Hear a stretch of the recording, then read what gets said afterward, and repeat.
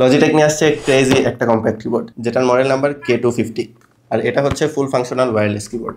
এই কিবোর্ডটা Windows, Mac OS, Chrome OS, Linux, iPad, iOS আর অ্যান্ড্রয়েড সব কিছুতেই চলবে। অর্থাৎ যেই ডিভাইসেই ব্লুটুথ আছে সেটাতেই আপনি চালাতে পারবেন। প্যাকেটে শুধু কিবোর্ডটাই আছে, আর কিছু আছে ইউজার ম্যানুয়াল, যেটা চলে যাবে ডাস্টবিনে। কিবোর্ডটা ভালোই কম্প্যাক্ট। হোম অফিস, স্টুডেন্টস অথবা অফিস ওয়ার্কার্স যারা আছেন তাদের জন্য সুইটেবল একটা ডিভাইস। প্রথমেই কথা বলি এটার ইউজাবিলিটি আর ডিজাইন নিয়ে। কিবোর্ডটা ভালোই কম্প্যাক্ট বানানো হয়েছে। ফুল সাইজড কিবোর্ডে 104টা কি থাকে, কিন্তু এখানে 100টা কি দেওয়া আছে, অর্থাৎ তেমন একটা কি কম্প্রোমাইজ করে নাই। এই কিবোর্ডটায় কোনো ডঙ্গল লাগে না। পিছনে পাওয়ার অফ আর অনের বাটন আছে, যেটা দিয়ে সরাসরি ব্লুটুথ কানেক্ট করা যাবে। এটাই মাইক্রোসফটের কুইক কানেক্ট সাপোর্ট করে, তাই উইন্ডোজের সাথে কানেক্ট হতেও তেমন একটা ডিলে হয় না। আর এটার কানেক্ট রিকানেক্ট টাইমও ভালোই ফাস্ট। কিবোর্ডটায় স্পিল রেজিস্ট্যান্স আছে, অর্থাৎ এর মধ্যে পানি অথবা কোনো ড্রিঙ্কস যদি টেবিল থেকে পড়ে যায় তাহলে কিবোর্ডটার কোনো ক্ষতি হবে না। কিন্তু পানিতে আবার ডুবিয়ে রেখেন না, তাইলে আর কিবোর্ড ইউজ করা লাগবে না। কিবোর্ডটার ব্যাকে যেই স্ট্যান্ডটা আছে সেটা দিয়ে 7 ডিগ্রি পর্যন্ত টিল্ট করতে পারবেন। কিবোর্ডটার রেঞ্জও ভালোই, 10 মিটার ডিস্টেন্সের মধ্যে আরামে ইউজ করতে পারবেন, কোনো ল্যাগ হয় না। কিবোর্ডটা আলট্রা লাইট ওয়েটও না, তবে কম্প্যাক্ট হিসাবে 380 গ্রাম মোটামুটি লাইটই বলা যায়। তবে এই কিবোর্ডের আমার একটা পছন্দের বিষয় হচ্ছে এটার মধ্যে 2টা অ্যালকালাইন AAA ব্যাটারি দেওয়া আছে, যেটার লাইফ টাইম মিনিমাম 1 বছর। অনেক ওয়্যারলেস কিবোর্ডেরই ঝামেলা একটাই যে ব্যাটারি বারবার চেঞ্জ করতে হয়, ব্যাটারি চার্জ চলে যায়, কিন্তু এটাতে 1 বছর পর্যন্ত ব্যাটারি ব্যাকআপ পাবেন। কিবোর্ডটার কালারও অনেক এলিগেন্ট। তারা বলছে এটা 64% পোস্ট কনজিউমার রিসাইকেল প্লাস্টিক দিয়ে তৈরি করা হয়েছে, যেটা এনভায়রনমেন্টের জন্য ভালোই। এখন আসি এটা টাইপিং এক্সপিরিয়েন্স নিয়ে। টাইপিং এক্সপিরিয়েন্স খুবই স্মুথ আর কমফোর্টেবল।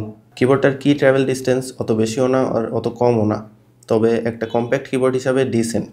এটার বাটনের সাউন্ডও খুবই কোয়াইট। চলুন কিবোর্ডটার ASMR দেখে আসি।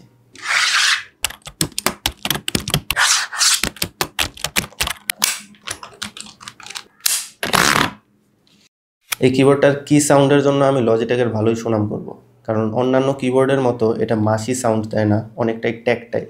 হয়তো এটা কিক্যাপের ডিজাইনের কারণেই হচ্ছে। যত জরুরি শর্টকাটসই আছে সেগুলি কিবোর্ডের উপরে F1 কিগুলোতে দেওয়া আছে। কিবোর্ডটার প্রাইস হচ্ছে 1799 টাকা, আর অফিসিয়াল প্রোডাক্টের সাথে 2 বছরের ওয়ারেন্টিও পেয়ে যাবেন। এখন আসি এটার কনস নিয়ে। প্রথমেই বলতে হয় ডঙ্গলের কথা। যেহেতু ডঙ্গল নাই, তাই যেসব পিসিতে ব্লুটুথ সাপোর্ট করে না সেটার জন্য এটা একটা ইউজলেস পিস। তবে এখন অনেক ল্যাপটপে USB টাইপ পোর্ট A দিচ্ছে না, যেমন ম্যাকের নতুন মডেলগুলোয় এখন টাইপ পোর্ট A নাই। সেগুলোর জন্য এটা একটা ভালো চয়েস হবে।